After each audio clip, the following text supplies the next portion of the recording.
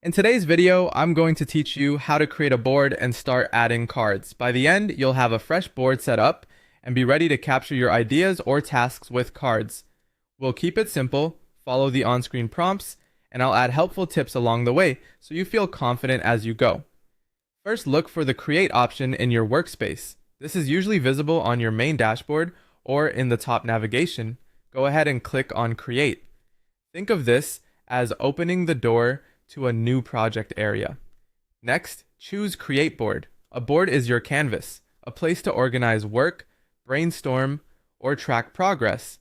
If you see other creation options, like documents or projects, make sure you select the one labeled board so you get the right layout for cards. Now it's time to name your board.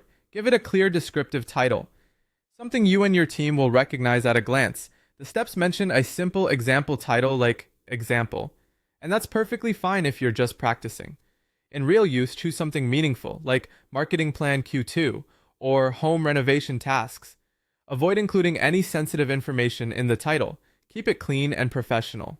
After you've entered the title, confirm by clicking Create.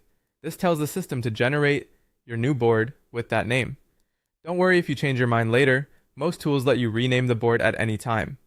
Now, wait for it to load. This can take a moment depending on your connection and the app. It's best to be patient here and avoid clicking multiple times. Once the board opens, you'll see your workspace ready to go, often with columns or lanes where your cards will live. With the board loaded, you can now add cards. Cards are the building blocks of your workflow.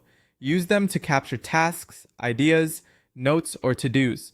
When creating cards, keep titles short and clear so they're easy to scan.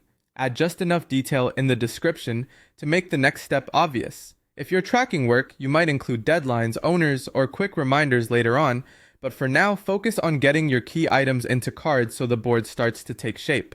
Consistency is your friend. Use similar phrasing across card titles and keep related items grouped logically so the board stays readable. That's it. You clicked Create, chose Create Board, gave it a title, confirmed, waited for it to load, and you're ready to add cards. You now have a clean starting point to organize